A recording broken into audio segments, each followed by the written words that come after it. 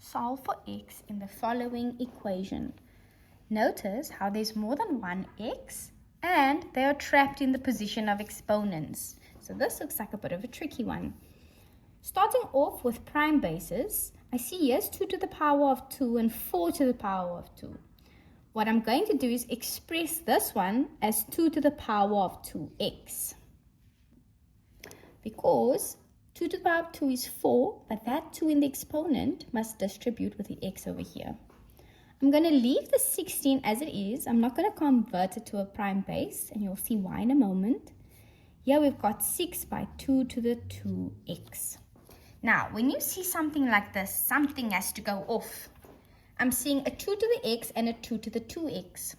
This is actually a trinomial, because when you have something and it's doubled in value of the exponent, right? So just look at the basic structure. We've got x squared, so ax squared plus bx plus c.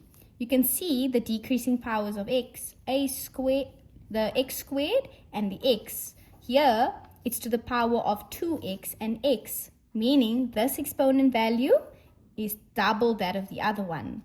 So here we are going to perform what's called k substitution. Let the base case, that's 2 to the x, 2 to the x be represented by k.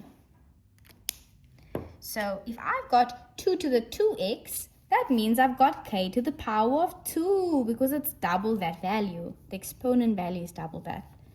Then I've got a minus 16 equals 6 times that, so it's 6 times k. Now we've got a trinomial. That gives me k squared minus 6k minus 16 set to 0. And now we can do this by inspection using trinomial factorization.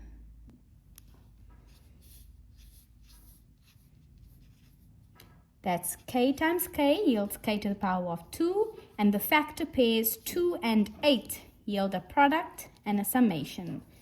It would need to be negative 8 and a plus 2.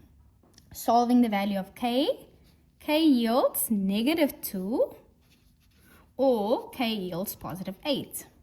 The question wasn't to solve k though, it was to solve x. So we need to undo the substitution that we did. If k is 2 to the x, that means we've got 2 to the x is equal to negative 2. And on this side, 2 to the x is equal to 8. Now, immediately I can see that here's 2 to the x and negative 2 for no value of x, right? Positive, 0, negative, it's never going to yield me a negative answer.